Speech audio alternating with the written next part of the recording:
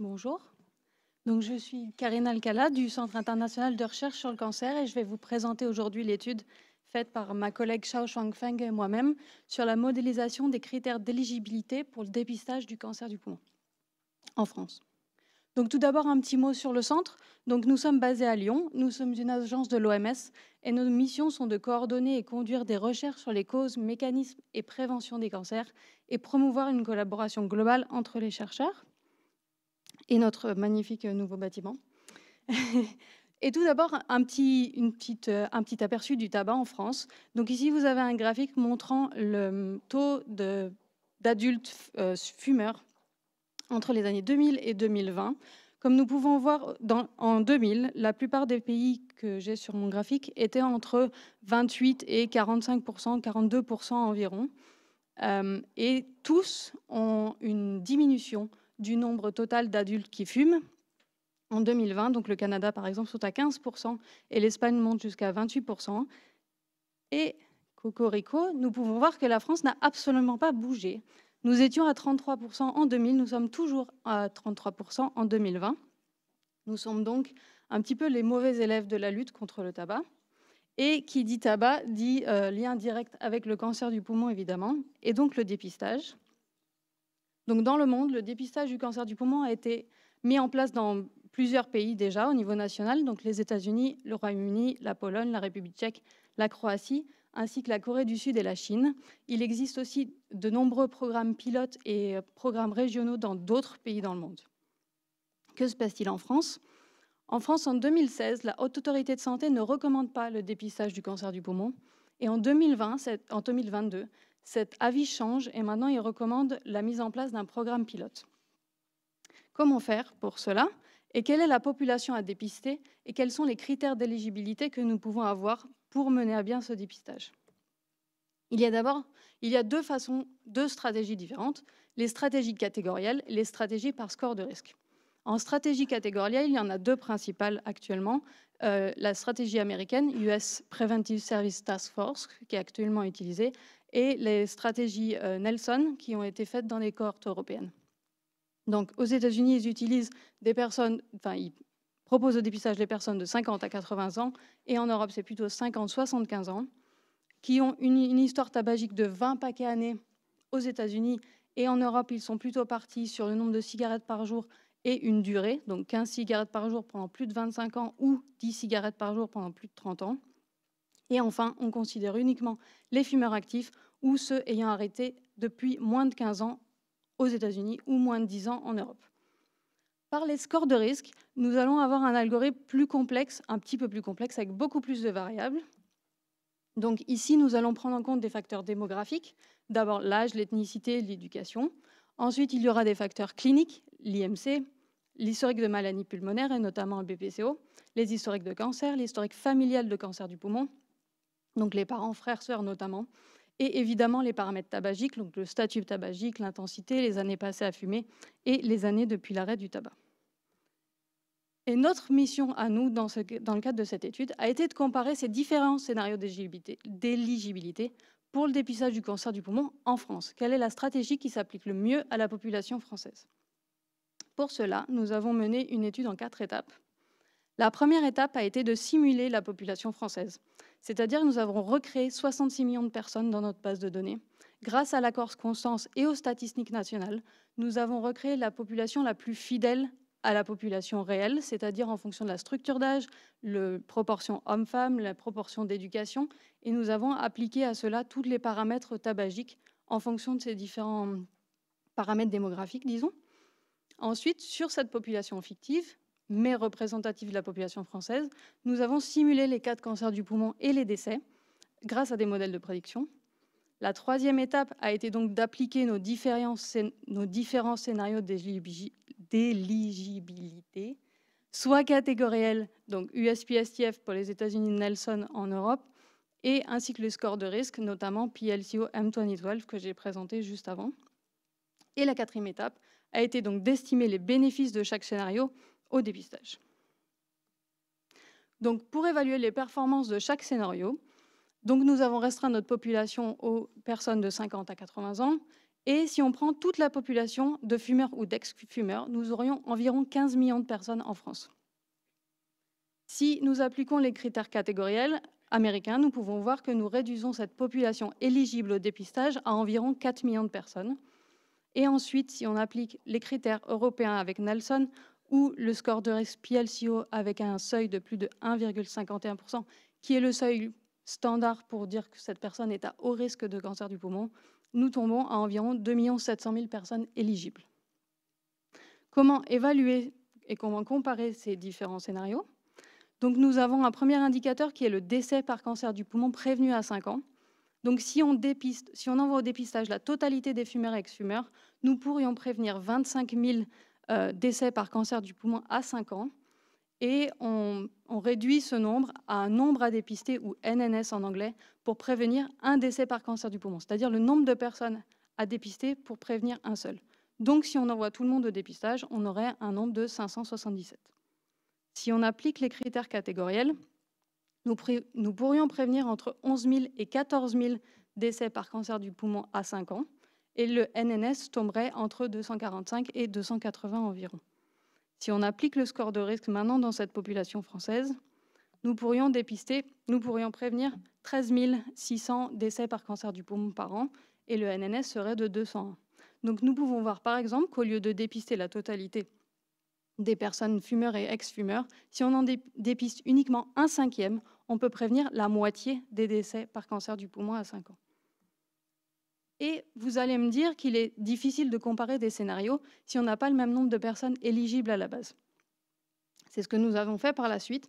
Nous avons farcé les modèles à obtenir le même nombre de personnes éligibles dans chaque scénario. Nous avons donc pris les critères américains, USPSTF 2021, et le score de risque PLCO. Sur 5 millions de personnes qui seraient éligibles au dépistage, environ 2 850 000 seraient éligibles, quelle que soit la stratégie adoptée, c'est-à-dire par le score de risque ou par USPSTF, les critères catégoriels. Et ensuite, 1 million de personnes seraient sélectionnées uniquement dans le cadre du score de risque et 1 million de personnes seraient sélectionnées uniquement dans le critère catégoriel.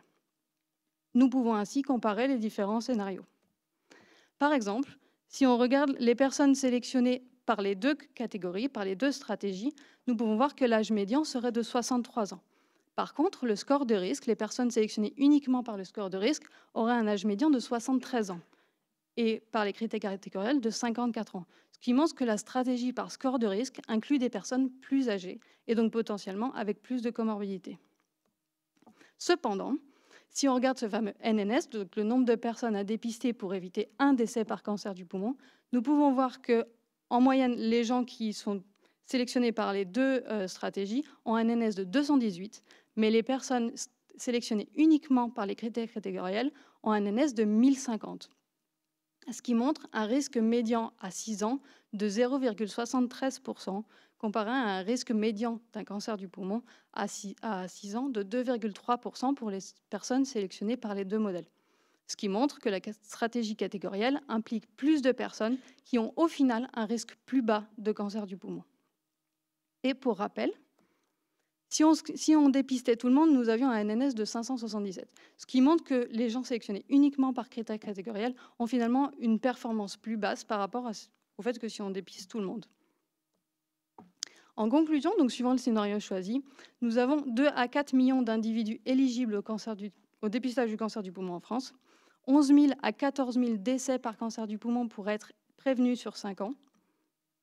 Donc les avantages et les inconvénients de cette stratégie. Pour le score de risque, le NNS est plus bas. On a besoin de dépister moins de personnes pour prévenir un décès par cancer du poumon. Mais par contre, on envoie au dépistage des personnes plus âgées. Et en catégoriel, c'est beaucoup plus facile à appliquer s'il y a beaucoup moins de catégories. Mais par contre, les risques de cancer du poumon de ces personnes sont plus faibles. Et actuellement, pour nos études futures, nous sommes en train d'estimer le coût financier total et le préjudice individuel de la mise en place du dépistage du cancer du poumon en France. Donc, nous essayons d'avoir accès au SNDS total. Si des gens savent comment faire, ça nous intéresse. Et pour remercier, nous voulions remercier tous les participants de la cohorte Constance, l'INCa et notamment la bourse pour l'évaluation de l'impact potentiel du dépistage du cancer du poumon en France, ainsi que nos collaborateurs Marie-Zins, Marcel Goldberg, Olivier Leleu, Sébastien Courreau et notre équipe Shao Zhangfeng, Florence Guida, Mathias Johansson et Hilary Robbins.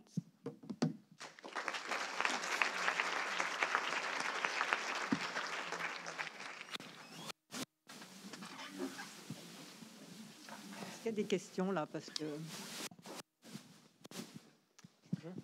Petite question. Ah. C'est juste, c'est quoi le dépistage, par exemple, on distingue par la biopsie,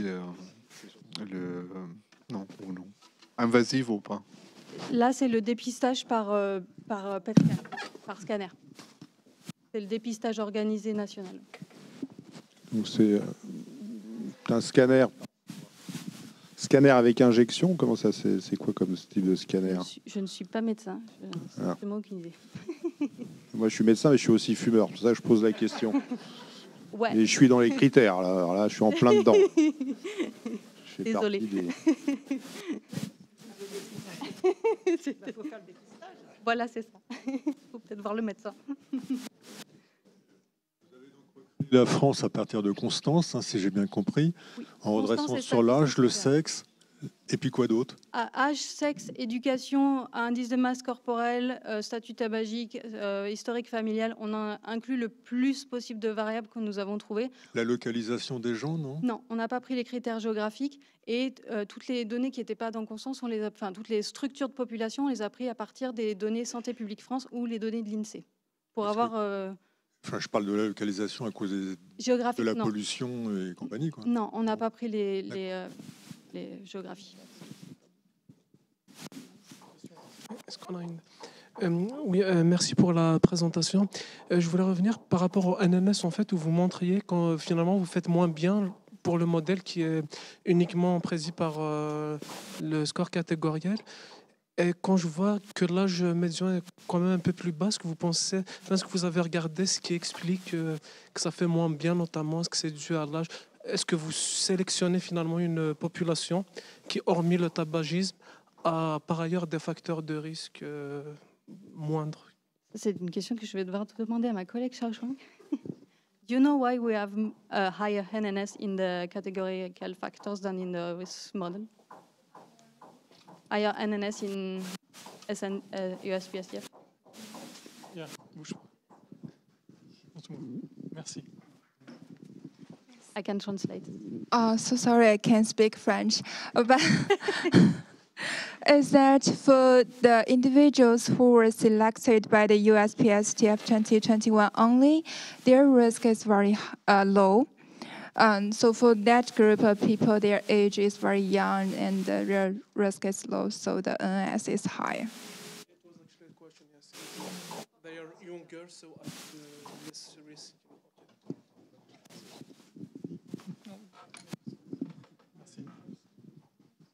Vous voulez que je traduise?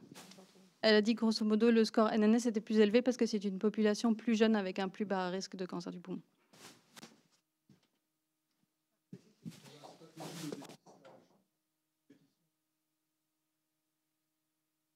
C'est quelque chose que nous sommes en train d'étudier pour la répétition de dépistage. Oui. Là, c'est le première instance.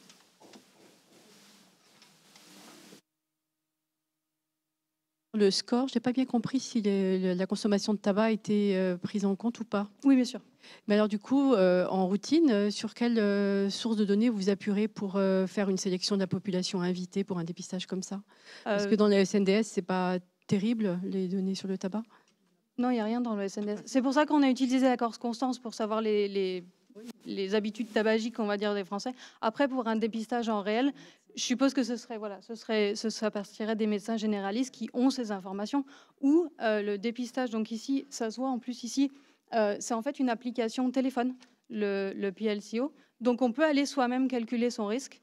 Et du coup, je rentre mon âge, je rentre mon IMC, etc. Et comme ça me donne mon risque. Et on peut le dire, ah bah tiens, mon risque est supérieur à tant, il faudrait peut-être que je voie mon médecin et que je lui demande si je peux participer au dépistage. Alors, elle existe aux États-Unis. Si, c'est en anglais. C'est PLCO-M 2012. Ah, c'est en anglais, mais voilà, il existe. C'est-à-dire, il faudrait acheter combien de scanners en France pour pouvoir faire ce dépistage? Est-ce que ça rentre dans vos algorithmes de faisabilité? Alors, ouais, c'est ça. Alors, pas dans les nôtres, mais c'est effectivement quelque chose qui est extrêmement débattu au sein de la mise en des programmes pilotes de la mise en place pour savoir en pratique comment ça se passe. Mais ça, c'est pas nous.